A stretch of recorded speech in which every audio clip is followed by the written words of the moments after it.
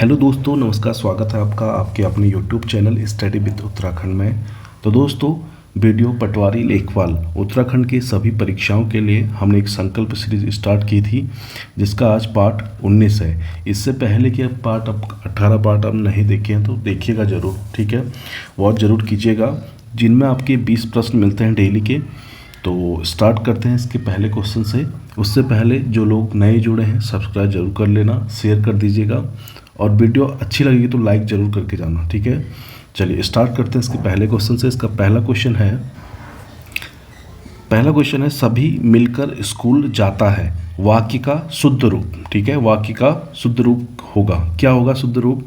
Option A सभी मिलकर school गए, सभी मिलकर स्कूल गए, ये तो नहीं हो सकता, ठीक है। ऑप्शन बी सभी मिलकर साथ स्कूल जाते हैं, सभी मिलकर स्कूल, ये भी गलत हो जाएगा।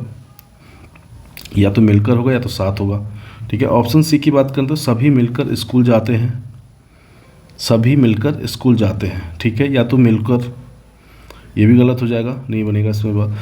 ऑप्शन डी सभी साथ स्कूल जाते हैं, ऑप्शन डी इसका बिल्कुल सही आंसर होगा, ठीक है। सभी साथ स्कूल जाते हैं, ये बिल्कुल सही हो जाएगा ऑप्शन डी। तो पहले का आंसर होगा ऑप्शन डी। अगला क्वेश्चन नंबर 2। चलिए क्वेश्चन नंबर 2 में कहता है अतीत के चलचित्र किसकी रचना है? तो किसकी रचना है? Option A Mahadevi Verma, option B Ayodhya Singh, या ऑप्शन सी सियाराम शरण गुप्त, या ऑप्शन डी सूर्यकांत त्रिपाठी निराला, ठीक है। अतीत के चलचित्र हैं आपके, ऑप्शन ए महादेवी वर्मा जी की, ठीक है। ये इनकी गद्य रचना थी, ठीक है। ये भी आ सकता है कि किस विधा की थी, तो गद्य रचना थी, ठीक है। गद्य रचना इनकी 2-3 और थी, जैसे कि यहाँ पे लिख देता हूँ मैं। गद्य रचना एक तो थी इनकी मेरा परिवार, ठीक है। एक हो गया अतीत के चलचित्र, एक हो गया मेरा परिवार, और एक क्या है? श्रृंखला की कड़ियाँ,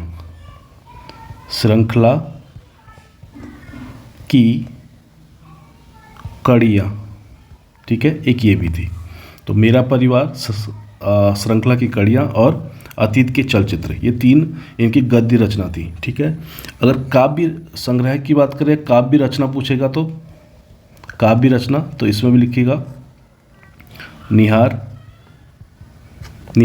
ठीक है। रश्मि हो गया रश्मि, ठीक है। नीरजा के अलावा सांध्य गीत हो गया, ठीक है। और एक यामा, और यामा के लिए इन्हें ज्ञानपीठ पुरस्कार मिला, ठीक है। आएगा किस रचना के लिए महादेवी वर्मा को ज्ञानपीठ पुरस्कार मिला? तो यामा रचना के लिए, ठीक है। यामा रचना के लिए ज्ञानपीठ पुरस्कार मिला महादेवी वर्मा जी को, ठीक है। इनका जन्म पूछेगा तो कब है? तो 1907 में आता है, इनका जन्म पूछा जाता है 1907 में फर्रुखाबाद यूपी में, ठीक है। यहाँ इनका जन्म हुआ। और उपनाम आएगा इनका, उपनाम क्या है? उपनाम क्या है? आधुनिक मीरा, ठीक है। आता है आधुनिक मीरा के नाम से किसे जाना जाता है? तो आपका महादेवी वर्मा को आधुनिक मीरा के नाम से जाना जाता है, ठीक है। अगला क्वेश्चन देखिएगा, क्वेश्चन नंबर 3।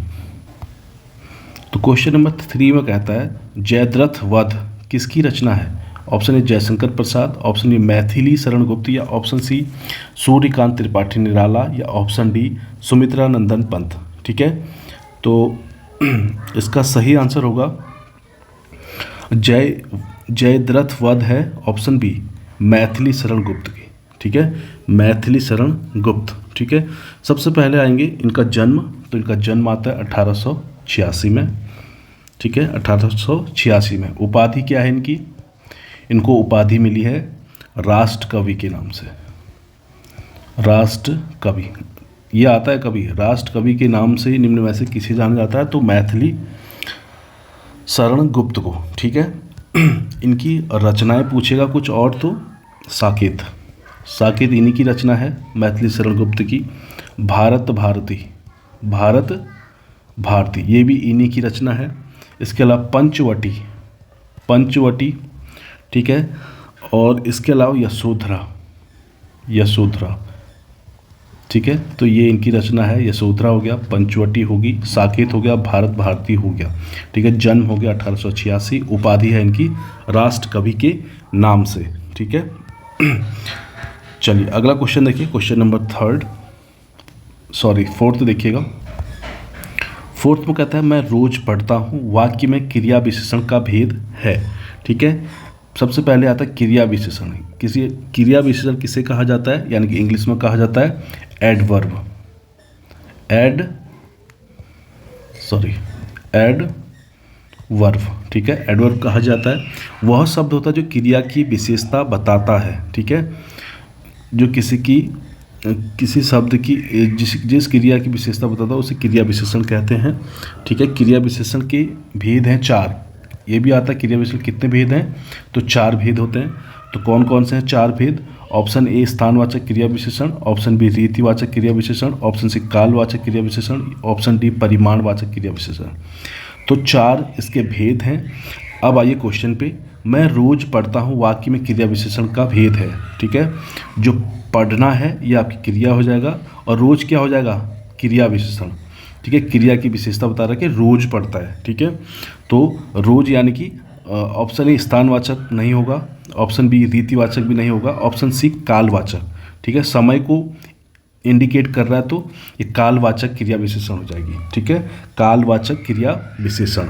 ठीक है। इसी में आपका आज, कल, अभी, पहले, बाद में, ठीक है, ये शब्द आएंगे तो ये आपका कालवाचक क्रिया विशेषण हो जाएगा। ठीक है। स्थानवाचक में पूछेगा तो स्थानवाचक में आएगा तो यहाँ, वहाँ, ऊपर, नीचे, ये आपके स्थानवाचक के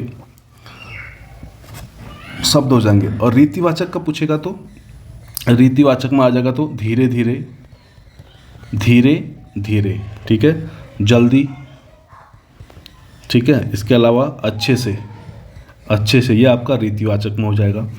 अगर परिमाणवाचक में आएगा तो इसमें आ जाएगा अधिक, अधिक, बहुत कम, बहुत कम, थोड़ा, ठीक है, और इसके अलावा तो ये हो जाएंगे आपके परिमाणवाचक। ठीक है। अगला question, question number 5। Question number 5 में आता है मैं खाता हूँ, कर्मवाची रूप होगा। ठीक है। मैं खाता हूँ कर्मवाची रूप होगा। ऑप्शन ए मुझसे खाया जाता था, ऑप्शन बी मेरे से खाया जाता है, या ऑप्शन सी मुझसे खाया नहीं जाता है, या ऑप्शन डी मुझसे खाया जाता है। तो क्या इसका सही आंसर है बताइए? तो इसका सही आंसर है ऑप्शन डी, मुझसे खाया जाता है। ठीक है। ऑप्शन डी इसका सही आंसर है। अगर वाच्य के प्रकार पूछेगा, वाच्य के प्रकार पूछेगा तो 3 प्रकार के वाच्य होते हैं। ठीक है। तो कौन कौन से? एक तो कर्तृवाच्य हो गया, ठीक है, दूसरा हो गया कर्मवाच्य, और तीसरा भाववाच्य, भाववाच्य। ठीक है। तो वाच्य के प्रकार पूछा तो 3 प्रकार के होते हैं, कृतवाच्य, कर्मवाच्य और भाववाच्य। ठीक है। और इसमें पूछा था कि कर्मवाच्य रूप होगा, तो ऑप्शन डी इसका सही आंसर है। अगला क्वेश्चन, क्वेश्चन नंबर 6 में कहता है निम्न में से योजक चिन्ह है। तो कौन सा योजक चिन्ह है? ऑप्शन ए, ये तो आपका प्रश्नवाचक चिन्ह है, प्रश्नवाचक चिन्ह, प्रश्नवाचक चिन्ह। दूसरा आएगा तो ये आपका विस्मयादि बोधक या आश्चर्य वाला, आश्चर्य के लिए या विस्मयादि, सॉरी, आश्चर्य या विस्मयादि,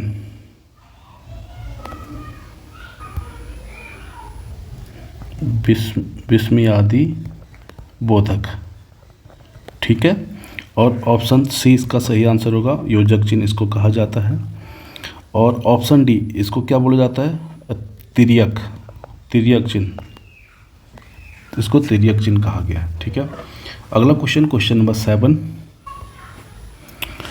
क्वेश्चन नंबर 7 कहता है शिक्षक का बहुवचन होगा। ऑप्शन ए शिक्षकों, ऑप्शन बी शिक्षिका, ऑप्शन सी शिक्षिकाएं, या ऑप्शन डी शिक्षकगण। ठीक है। तो शिक्षक का बहुवचन होगा ऑप्शन डी शिक्षकगण। ठीक है। ऑप्शन डी इसका सही आंसर होगा। अगला क्वेश्चन देखिएगा, क्वेश्चन नंबर 8। क्वेश्चन नंबर 8 में कहता है यह मेरी पतंग है। रेखांकित पद है इसमें यह और मेरी, ठीक है। रेखांकित पद बताइए, तो भेद बताइए तो कौन सा है। ऑप्शन ए निश्चयवाचक, या ऑप्शन बी अनिश्चयवाचक सर्वनाम, या ऑप्शन सी निजवाचक सर्वनाम, या ऑप्शन डी प्रश्नवाचक सर्वनाम। तो सर्वनाम क्या होता है? पहले तो सबसे पहले वही शब्द होते हैं जो संज्ञा के स्थान पर प्रयोग किए जाते हैं, ठीक है। और जब बार बार संज्ञा न दोहरानी पड़े तब ये सर्वनाम का प्रयोग किया जाता है, ठीक है। तो और इसके भेद पूछेगा तो सर्वनाम के प्रकार या भेद पूछेगा तो 6 होते हैं सर्वनाम के, ठीक है। एक तो पुरुषवाचक सर्वनाम हो गया, दूसरा निजवाचक सर्वनाम हो गया, तीसरा निश्चयवाचक, अनिश्चयवाचक, ठीक है, और प्रश्नवाचक और संबंधवाचक। ये आपके सर्वनाम के भेद होते हैं। सर्वनाम के भेद, एक तो ये हो गया निश्चयवाचक, एक अनिश्चयवाचक, एक निजवाचक, एक प्रश्नवाचक। 4 तो आपके यहाँ पे हो गए। इसके अलावा एक संबंधवाचक सर्वनाम, ठीक है। तो ये 5वां हो गया। और छठा क्या हो गया? लास्ट में क्या छूट गया आपका? एक क्या छूट गया? पुरुषवाचक सर्वनाम, ठीक है। तो ये आपके 6 सर्वनाम होंगे। और इसमें पूछा था यह मेरी पतंग है, तो ये निश्चय है कि मेरी है, ठीक है। निश्चयवाचक सर्वनाम, ऑप्शन ए इसका सही आंसर होगा। अगला क्वेश्चन देखिए, क्वेश्चन नंबर 9। तो क्वेश्चन नंबर 9 में कहता है कि चर्चा शब्द से बना विशेषण है। ऑप्शन ए चर्चाएं, ऑप्शन बी चार्चा, ऑप्शन सी चर्चित, ऑप्शन डी चर्या। तो इसका सही आंसर है ऑप्शन सी चर्चित, ठीक है। अगला क्वेश्चन नंबर 10, ठीक है। क्वेश्चन नंबर 10 में कहता है धातु कहते हैं किसे? क्रिया के मूल रूप को, क्रिया के सामान्य रूप को, ऑप्शन सी क्रिया के उत्तम रूप को, या ऑप्शन डी क्रिया के संपूर्ण रूप को। जो धातु कहा जाता है ऑप्शन ए क्रिया के मूल रूप को धातु कहा जाता है, ठीक है। अगला क्वेश्चन देखिए, क्वेश्चन नंबर 11। चलिए क्वेश्चन नंबर 11 में कहता है भूतकाल के कितने भेद हैं? Option A 7, option B 6, option C 9, option D 4। भूतकाल के 6 भेद होते हैं, ऑप्शन बी, ठीक है। तो कौन कौन से हैं? एक तो सामान्य भूतकाल, अपूर्ण भूतकाल, पूर्ण भूतकाल और पूर्ण अपूर्ण भूतकाल। इसके अलावा ठीक है, तो इस तरह से 6 भेद थे इसके। एक हेतु मत भी था, ठीक है। तो 6 भेद होते हैं भूतकाल के। आगे अगला देखिए, क्वेश्चन नंबर 12। चलिए क्वेश्चन नंबर 12 में कहता है तत्सम शब्द पहचानिए। ऑप्शन ए निद्रा, ऑप्शन बी कान, ऑप्शन सी मोर, ऑप्शन डी बंदर। तो इसमें जो आपका तत्सम शब्द है ऑप्शन ए निद्रा, ठीक है। निद्रा है इसमें, ठीक है। चलिए एक साइड आपको तत्सम लिखना है और एक साइड तद्भव। तत्सम लिखिए और एक साइड तद्भव, ठीक है। आंसर इसका ऑप्शन ए हो जाएगा, निद्रा। निद्रा को बोलते हैं नींद, ठीक है। इसके अलावा कर्ण को बोला गया कान, ठीक है। मयूर को बोला गया मोर। फिर वानर को बोला गया बंदर, ठीक है। आज हम बंदर यूज करते हैं, मोर यूज करते हैं, कान यूज करते हैं, नींद यूज करते हैं।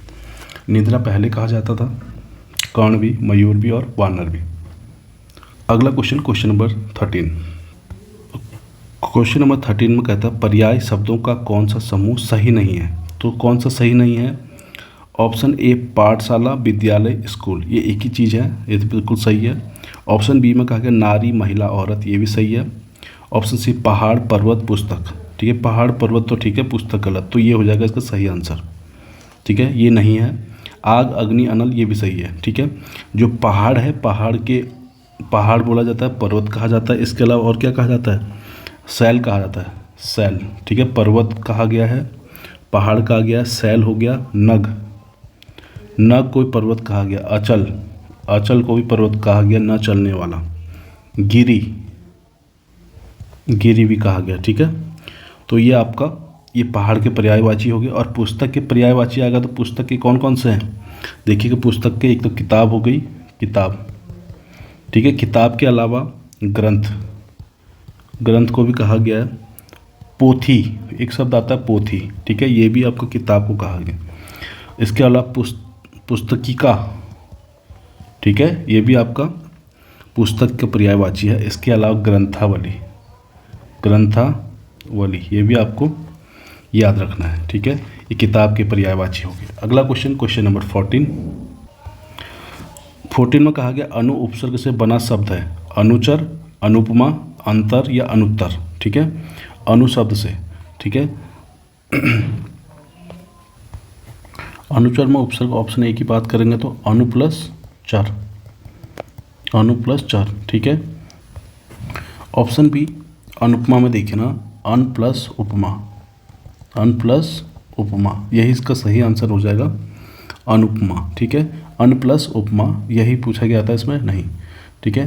तो अनु उपसर्ग से बना शब्द ऑप्शन ए इसका सही आंसर हो जाएगा, ठीक है।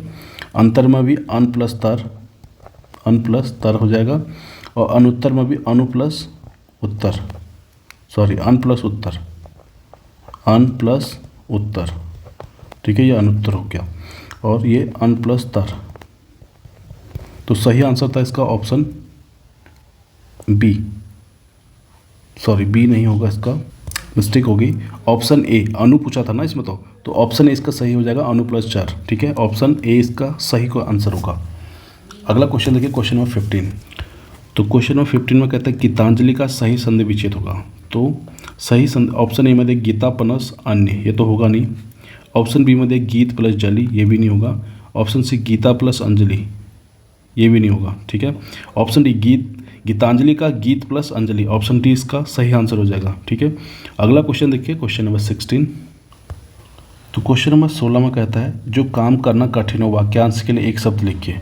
ऑप्शन ए दुष्कर, ऑप्शन बी दूभर, ऑप्शन सी कठिन या ऑप्शन डी असंभव। तो इसका सही आंसर है ऑप्शन ए दुष्कर, ठीक है। अगला क्वेश्चन, क्वेश्चन नंबर 17। लोकोक्ति का सामान्य अर्थ है। ऑप्शन ए लोक की उक्ति, ऑप्शन बी लोक की बातें, ऑप्शन सी लोगों के लेख या ऑप्शन डी अच्छी बातें।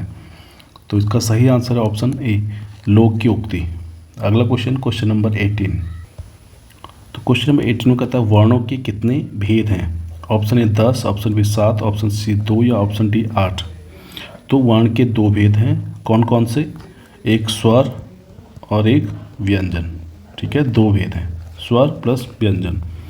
स्वर में आपको पता है अ आ इ ई और व्यंजन क ख ग घ ज्ञ तक, ठीक है, ये व्यंजन हो गए, वॉवल एंड कॉन्सोनेंट, ठीक है। चलिए अगला question, question number 19। Question number 19 में कहता है निम्नलिखित में से कौन सा शब्द स्त्रीलिंग है। ऑप्शन ए मालिक, ऑप्शन बी कहार, ऑप्शन सी पाठक या ऑप्शन डी योगिनी, ठीक है। साफ पता लग रहा है स्त्रीलिंग है, ऑप्शन डी योगिनी, ठीक है। चलिए क्वेश्चन नंबर 20। क्वेश्चन नंबर 20 में कहता है काली घटा का घमंड घटा अलंकार बताइए, ठीक है। यमक अलंकार है, ऑप्शन बी उपमा अलंकार है, ऑप्शन सी अनुप्रास अलंकार है, ऑप्शन डी रूपक अलंकार है, ठीक है। तो यहाँ पे है काली घटा का घमंड घटा, 2 बार घटा घटा शब्द है और दोनों का अर्थ अलग अलग है, ठीक है। तो ऑप्शन ए इसका सही आंसर है यमक अलंकार, ठीक है। एक घटा का अर्थ है बादल और एक घटना का अर्थ है घट जाना, ठीक है। शब्द एक ही है पर दोनों का अर्थ अलग अलग है, वहाँ पे आपका अलंकार होता है यमक अलंकार। ऑप्शन ए इसका सही आंसर है, ठीक है। दोस्तों ये इस वीडियो का आखिरी क्वेश्चन था। मिलते हैं नेक्स्ट वीडियो में। जो लोग नए जुड़ेंगे सब्सक्राइब जरूर कर लेना दोस्तों। मिलते हैं अगले वीडियो में। Thank you.